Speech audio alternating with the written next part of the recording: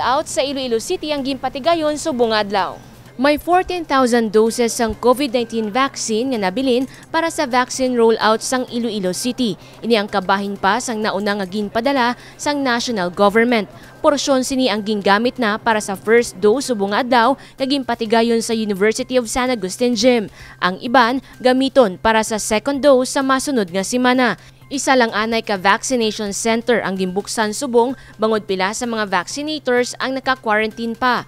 Matandaan, kapinsay 171 ka mga personnel sa vaccination site ang ginpaidalom sa RT-PCR test bilang preventive measure.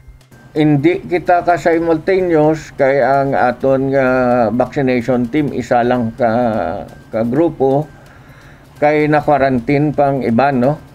Magwa na sila sa quarantine, I think sa 23. Sa tiyon makatapos na sang quarantine ng mga ini, idugang pa ang bulig sa mga medical practitioners sa iban nga sektor, masarangan sang syudad ang magbakuna sang kapin 5,000 tubtob 6,000 ka mga individual sa isa lang kaadlaw. Target sang lokal nga panguluhan nga padayuno ng pagbakuna sa mga senior citizen nga wala pa nabakunahan. Igalakip man sa vaccination ang mga trabahador sa mga public utilities sa syudad. Ang tunga ni will be senior citizens, ang iban ang mga sektor nga kinahanglan ginaton pasigihon, no, ang ila vaccination. Kay nagin istoryahan sang aton COVID team that we already need to vaccinate ang mga tawo sang aton nga electric generator, ang PEDC, kay we cannot afford them to be sick. Second, ang tao sang mga contractors sang more power kay gawin na pa siguro ang kuryente. Third, ang iban sa bankers, kinanla naman sila, nag-amot yan sila kay nila daw 70,000 para sa aton vaccine. Fourth, ang mga sa tubi ta, no, Metro Iloilo, may MIWD, Flow Water, parang sige-sige ang aton utilities, water, electricity, kag telcos. Sa records ang Iloilo Vax Tech Team, Hunyo 15 sininga tuig, may 41,084 na ka mga yari sa Iloilo City ang nabakunahan. 32,753 ang naka-first dose, kag 8,331 naman ang fully vaccinated. 25,503 ang nakabaton sang Sinovac, kag 15,581 ang gimbakunahan sang AstraZeneca. Wala nadala sa listahan ang mga gimbakunahan sa mga ospital sa syudad. Kapin 450,000 ang target sang syudad nga mabakunahan agud maangkon ang herd immunity. Jennifer Garcia Hernandez para sa Level Up Patrol. Pulo ka mga motorsiklo nga gintugyan sang syudad sa Public Safety and Transportation Management Office, dako ang mabulig sa pagresponde sa tion sang emerhensya. Ginkalipay ni Public Safety and Transportation Management Office Head Jack Kunlo nga makabaton ang iyatalatapan sang napulo ka unit sang motorsiklo gikan sa Iloilo City Government. Para sa iya, dako ang mabulig sa mga motorsiklo sa ilapadayon nga serbisyo sa syudad, ilabi na sa pagronda sa mga bike lane kag pagresponde sa tion sang emerhensya. Dako gid nga bulig, no. Dugay naman nato ni request galing kay na delayed tungod sa pandemic. Batang ini siya makabulig di sa mobility sa aton nga opisina, no. Kay kung balaan ninyo nga ang aton opisina in charge, no, sa traffic regulations and sa aton nga safety sang syudad. So ang ini nga mga pulo ka motor, dako gid nga bagay sa amon para mas madasig kami magresponde, no, mas mapasangkad namon, mas maging efficient kami sa pag-implement sang aton nga mga traffic rules and regulations sa karsada, no. And at the same time, pinakadako sini mas malibot namon sa madasig ang aton bike lane, no, nga which is nga damo gyapon nag-obstruct sang aton nga bike lane sa syudad. Dugang pa ni Kunlo, pagagamiton man ang motorsiklo para sa madasig nga COVID response sa syudad. Gamiton man ni sa aton nga COVID response, no. Actually, 24 hours ang response naton sa COVID. Kung kisa tao naton budlayan kung may tawag kita, may call nga kinahanglan sang response ng kabarangayan naton, ang aton nga CHO, ang aton nga facility quarantine, kag ang aton nga laboratory. Kung kisa hindi kami dayon kakadto. So kung may arat na taas ang motor, mas madasig makarespond ang aton tawo kag 24 hours ini siya. Ginpasalamatan man ni Kunlo ang alkalde sa suporta nga ginhatag sa ila agud mas mapasangkad pa ang ila trabaho sa syudad. Mando sang alkalde sa ila nga gamiton sa insakto ang mga motorsiklo. Ang mando ni Mayor Gerald Tanyas sa akon, make sure nga ini nga motor magamit sa insakto kag at all times dapat visible gid, no? Kag magamit gid sa pag-implement sang aton nga mga road regulations sa syudad kag sang iban pa naton nga COVID response. Kapasalamat gid kami kay Mayor Gerald Tanyas kay na tagaan kami sang additional resources. Panugyan ni Kunlo sa iya mga enforcers. Ang number 1 rule is for official use only, no? And dapat gamiton ini sang insakto kag gamiton ini kung ano ang tasking nga ginhatag sa ila. Kakilanlan at all times wala sang violations kung nagasaka ikaw sa motor nga iya sang gobyerno, no? Subot sa lingon sundon mo man kung ano ang mga anong mga regulations kung nagagamit ikaw sa motor, like sa pagsuksok ng helmet at all times, no?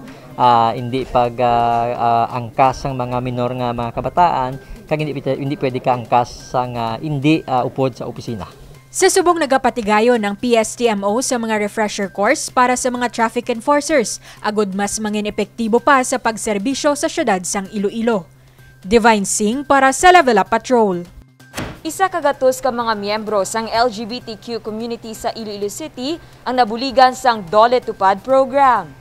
Isa si Jel Tan sa mga nawad-an sang trabaho kag lubos nga naapektuhan bangod sa sitwasyon subong nga ginpaidalo mang Iloilo City sa Modified Enhanced Community Quarantine apang wala siya nawad-an sang paglaom.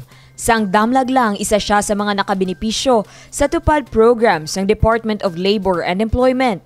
Siya kagang iban pa ang nagabulig sa pagmentena sang kalimpyo sa komunidad sa sulod sang 15 diyas. First day namon, medyo okay pa kay ang weather to cloudy. Pero sang time nga duty kami everyday, change climate bala ma'am, then grabe ang init. Pero wala ko gid na paminsar kay ang init, but it's because na happy ko with my workmates kag ang medyo hindi man siya budlay ang work ma'am.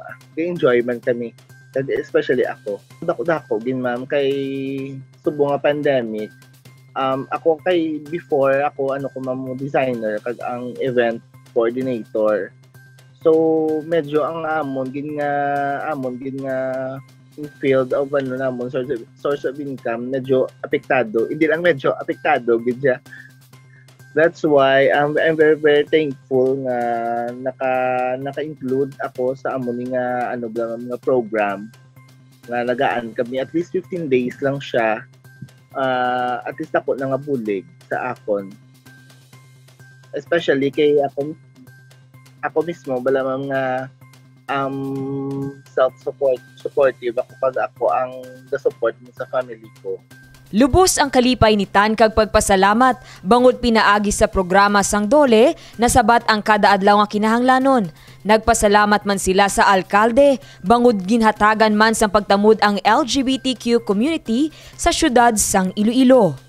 Ako nga members ng LGBT kag iban the rest of my teamwork sa Dole Tupad, thank you gid kay bisan kahit paano bala na nagaan kami privilege kag ang bisan 15 days ni siya nga work dako na sa amon nga bulig sa amon nga may makuha kami biskan gamay lang nga bulig from the government na wala kami bilagin nalipatan ni Mayor bala ma'am na at least kami nga may LGBT na look back ba kami nga mas nga kinanan manamon buligan ng buligan ng LGBT bala kag sa kay Mayor thank you gid ko kay very supportive siya sa amon nga LGBT. Sa bahin naman sang Office of the LGBT Affairs, ginpahayag ni Reyna Clamor, Executive Assistant, suportado sini ang mga programa nga makabenepisyo sa tanan, bangod inclusivity ang mayor nga ginaduso sa sini nga talatapan. First of all, thankfully kami kay ang Dole Tupad natigayan gid sa bulan sang June, which is wala man naton nga Pride Month celebration nato, no? And we are very thankful man sa ginhatag nga opportunity ni sa aton nga mga displaced nga mga sisters and brothers sa community nga matagan sila ubra by this Dole Tupad nga program. Kapin isa kagatos ka mga LGBTQ sa Iloilo City ang benepisyaryo sang sini nga programa. Sila ang makabaton sang mas sobra 5,000 pesos. Dane Raffles para sa Level Up Patrol.